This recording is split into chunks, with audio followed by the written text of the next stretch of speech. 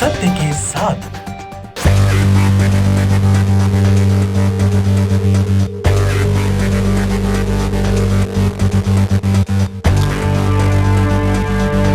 मस्त नशे में 56 विधायकों के नशे में वो चूर थे, किसी की सुन नहीं रहे थे, अपने भी विधायकों की नहीं सुन रहे थे।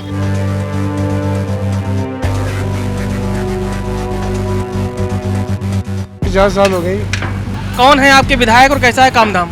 बहुत बढ़िया काम कर रहे हैं यहाँ के। तो यहाँ काजी का विधायक का कामकाज ठीक है, लेकिन सरकार जब दूसरी है और वो भी तानाशाही। काजी साहब ने अपने क्षेत्र के विकास के लिए क्या काम किया? ज्यादा कार्य हमारे गांव में तो किसी ने आज तक कराया नहीं। चाहिए विधायक नहीं दिया जो कुछ दिया है। हमारे यहाँ 3 मंदिर हैं, शिव मंदिर, ऐसी समाज का मंदिर है जो रविदास का है, कब्रिस्तान। ये सामुदायिक केंद्र होना है। माननीय विधायक जी ने काजी निजामुद्दीन साहब। 2022 चुनाव करीब है।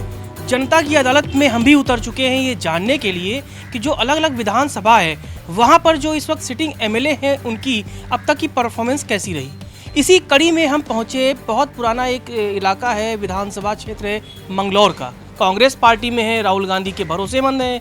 कई राज्यों में जिनकी समय समय पर अलग अलग तरीके से भूमिकाएं भी राहुल गांधी तय करते हैं। काजी निजामुद्दीन, उनका परफॉर्मेंस पिछले 5 सालों में कैसा रहा, जनता में वो कितने लोकप्रिय हैं, और 2022 में जो सरकार बनने जा रही है जिस भी पार्टी की, उसके लिए मंगलौर किस तरह से फ़ायदेमंद होगा, जनता के मन में क्या है चल रहा है, क्या वो चाहते हैं, ये जानेंगे इस रिपोर्ट में। तो आइए मंगलौर चलते हैं और काजी निजामुद्दीन के जो कार्यकाल का जो 5 साल रहा है उसका लेखा जोखा आपको दिखाते हैं। हमारे साथ हैं 50 साल से लोगों को छोला भटूरा खिला रहे अशोक जी। मंगलौर की इस हाईवे पर ये दुकान चलाते हैं। 50 साल हो गए आप छोला भटूरा खिला रहे हैं? हाँ जी, 50 साल हो गई। यही इसी? 5 पैसे 10 रुपए की प्लेट बेची है जी। अच्छा, अब इतने साल आपने देख लिया, मंगलौर को बनते बिगड़ते देख लिया, राजनीति कैसी मंगलौर की? राजनीति ठीक ही है, ठीक ही चल रही है राजनीति। कौन है आपके विधायक और कैसा है काम धाम? विधायक तो यहाँ वो है निजामुद्दीन, कांग्रेस पार्टी से। काम कैसा है? हाँ बस ठीक है जी। विधायक जी आपके ठीक ठाक काम कर रहे हैं? बहुत बढ़िया काम कर रहे हैं विधायक जी हमारे यहाँ से। जो यहाँ के जो विधायक मंगलौर था निजामुद्दीन जी, वो बहुत अच्छा काम कर रहे हैं और बहुत बढ़िया काम चल रहा है। सड़क पड़क भी बनवा दी, मंदिर में पैसा दे दिया, बहुत अच्छा काम किया।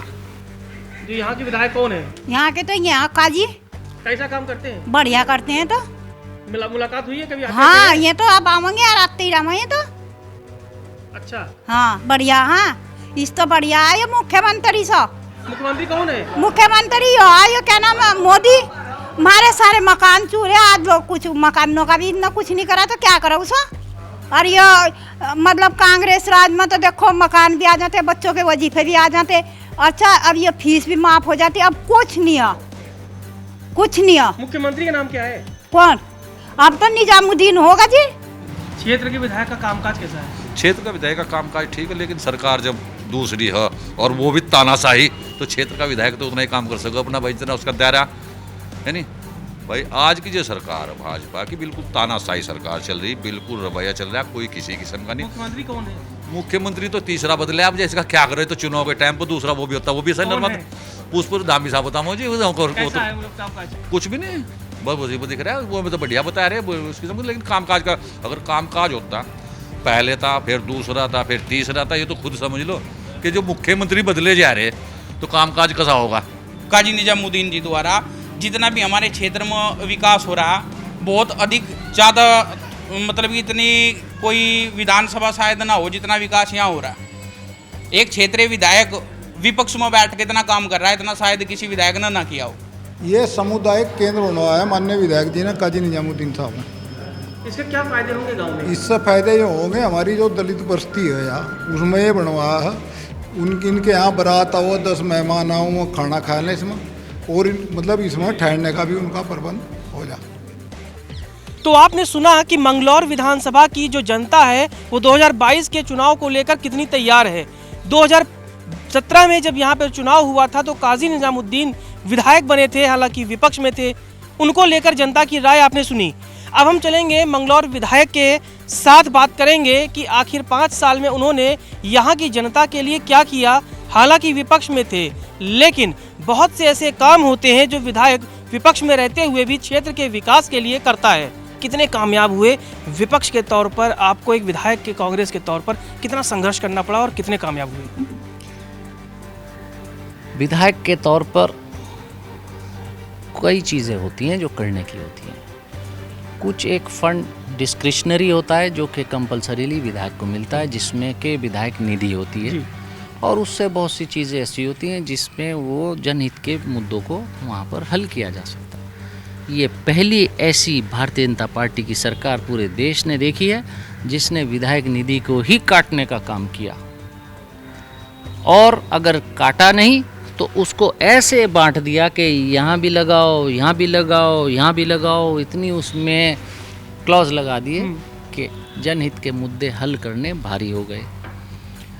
दीगर फंड इन्होंने चेहरे देख देख कर दिए, जीतने वाले के पार्टी के प्रमाण पत्र देख कर दिए। सत्ता पक्ष हटा दो, विपक्ष, सत्ता पक्ष करो, विपक्ष हटा दो। सारे विपक्ष के विधायकों का हाल ये है। आप इस भारतीय जनता पार्टी की कार्यप्रणाली का अंदाज़ा इस बात से लगा सकते हैं कि हम विधानसभा में 4 साल से कह रहे थे कि मुख्यमंत्री काम नहीं कर रहे हैं, तो 4 साल बाद ही सही, लेकिन हमारी बात को भारतीय जनता पार्टी ने मोहर लगाई, माना कि वो काम नहीं कर रहे थे। कोरोना में दूसरे मुख्यमंत्री आए तो हम कह रहे थे ये काम नहीं कर रहे हैं, लेकिन ठीक है 3 महीने बाद सही, लेकिन हमारी बात मानी। नुकसान किसका हुआ? जनता का हो गया ना। हजारों लोग बेमौत मारे गए ना, लाखों लोग बेरोजगार हो गए ना। आपके गलत निर्णयों से उत्तराखंड को तो नुकसान हो गया। तो सुन लिया आपने कि यहाँ के जो विधायक हैं काजी निजामुद्दीन, वो अपने विकास कार्यों की किस तरह से बातें बता रहे हैं, लेकिन जनता है जिससे पूछना ज़रूरी है कि जो उनके विधायक हैं उसका रिपोर्ट कार्ड क्या है। विपक्ष में रहते हुए काजी साहब ने अपने क्षेत्र के विकास के लिए क्या काम किया। हम ऐसे ही विधानसभा के एक गांव में पहुंचे हैं। यहाँ पर ये मन्ना खेड़ी गांव है। प्रधान हैं आप मोनू जी, लगता है जो विधायक जी कह रहे हैं कि बहुत विकास हुआ है, हालांकि विपक्ष में थे, काम हुआ है, क्या काम हुआ? काम तो इनकी योजना में सबसे ज़्यादा हुआ है। हमारी जिस रोड पर खड़ी है वो भी इनकी कराई हुई है। अभी मौजूदा आपको आगे दिखाऊंगा, उस पर भी उनका ही दोबारा दिया जो कार्य है वो चल रहा है। हमारे यहाँ 3 मंदिर हैं, शिव मंदिर, ऐसी समाज का मंदिर है जो रविदास का है, कब्रिस्तान, दोनों मंदिरों में उन्होंने कार्य कराया, और तीसरा रविदास कब्रिस्तान की बाउंड्री भी वही करा रहे हैं। आपको मैं गांव में घुमाऊंगा, वहाँ पे भी काफ़ी कार्य अभी चल ही रहा है, मौजूद भी चल ही रहा है। अभी उनसे ज़्यादा कार्य हमारे गांव में तो किसी ने आज तक कराया नहीं। चाहिए पीछे नाला है पक्का, वो भी उन्होंने नहीं कराया है। आपके गांव में मोदी जी ने विकास करा दिया? हमारे यहाँ तो भाई नहीं, अब हमारे विधायक न करवा भाजपा का तो यहाँ जो है कभी नहीं फिरा ना, कोई अन्ना दिया हुआ है प्रधान जी के, हम तो पसंद ज़्यादा। और भाई हमारे तो विधायक नहीं दिया जो कुछ दिया है गाँव में, और बहुत सा काम किया विधायक की तरफ। अच्छा, यहाँ उत्तराखंड के जो मुख्यमंत्री हैं, नाम जानते हैं उनका? वह नाम तो यहाँ तीसरा हो गया, हम तो कौन है? पहले वो जानते हम तो त्रिवेंद्र रावत को, ठीक है। अब इनके तो हम नाम भी नहीं जानते। 2022 का चुनाव होने वाला है, 2-4 महीने बचे हुए हैं, तैयार हैं वोट देने के लिए? हाँ, वोट तो खैर देंगे, चाहे नोटा दबाओ, हाँ ना, देंगे वोट तो। चलिए हम और लोगों से बात करते हैं। आप बताइए आपके गांव में कितना काम हुआ? काफ़ी काम याद है, काफ़ी इंटरलॉकिंग हुई, बस अभी काम हुआ, काफ़ी काम हुआ। काजी निजामुद्दीन ने करा। मुख्यमंत्री कौन बनेगा? मुख्यमंत्री हरीश रावत जी बनेंगे। प्रीतम सिंह जी? नहीं, हरीश रावत बनेंगे। हमारी तो हरीश रावत जी। क्या आप चाहते हैं कि आपका विधायक युवा है, प्रतिभाशाली है, पढ़ा लिखा है, मुख्यमंत्री बने? बिल्कुल चाहते हैं, वो उनको मुख्यमंत्री बनना चाहिए। लेकिन लगता है आपको कि किसी मुस्लिम को उत्तराखंड में मुख्यमंत्री का चेहरा कोई भी पार्टी बनाएगी? बनाना चाहिए। देखिए, जात पात से कुछ नहीं होता, नेता का काम देखा जाता है, वो क्या काम कर रहा है, जात पात से कुछ नहीं होता। 2022 के चुनाव में जब हम जाएंगे तो ये जो गांव आप देख रहे हैं, इस गांव के लोग ही तय करेंगे कि उत्तराखंड में सरकार किसकी बने, क्योंकि शहर में जो लोग हैं बहुत कम वोट देते हैं। तभी तो कहते हैं कि जो असली सरकार बनाने वाली जो जनता है वो गांव में बसती है। गांव के अंदर चलते हैं, कुछ और लोगों से बात करते हैं, नब्ज टटोलते हैं कि यहाँ के विधायक के कामकाज को लेकर उनका क्या नजरिया है, 2022 के चुनाव में किस तरह से वो अपने वोट का इस्तेमाल करेंगे। बढ़िया काम है जी, सबकी इमदाद करते हैं काजी जी। क्यों जी, इमदाद करते हुए आ रहे हैं, कोई दिक्कत हो आधी रात है काजी जी। चौधरी सलाम भी है और काजी जी भी बहुत विकास कर मार रहे हैं। कुछ नहीं है मोदी पे, कुछ करते तो फिर आज ये हाल होता। मैं भी मजदूर आदमी खड़ा हूँ आपके सामने, मैं भी 1.5 महीने से भूखा हूँ, बच्चे हैं छोटे छोटे, मेरे मासूम बच्चे हैं। बताओ काजी जी, ध्यान रखते हैं हर चीज़ का मेरा, बताओ क्या दिक्कत है। हमें कई लोगों से बात की, लोग कहते हैं कि मंगलौर में काजी जी भगवान है। भगवान तो है ही जी, और क्या है बताओ, बताओ कोई बता दे। आदमी ने कहा भाई काजी ने कभी किससे रिश्वत ली हो, कुछ लिया हो, विकास ही करा काजी जी ने। राम कुमार जी, यहाँ के जो विधायक उनका कामकाज कैसा है? ठीक है जी। क्या दिक्कतें परेशानियां हैं आप लोग को? परेशानी तो भाई हमें क्या की परेशानी, अपना करना खाना हमारा तो भाई है नहीं, मजदूर आदमी। महंगाई का असर आप लोग पे है? हाँ जी है, महंगाई तो असर तो है जी। महंगाई का असर है? हाँ जी।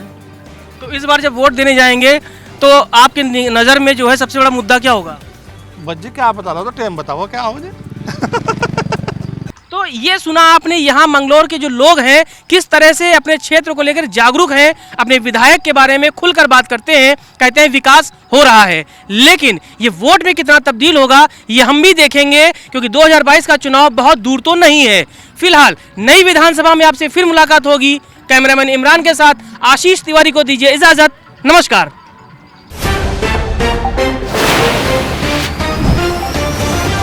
सत्य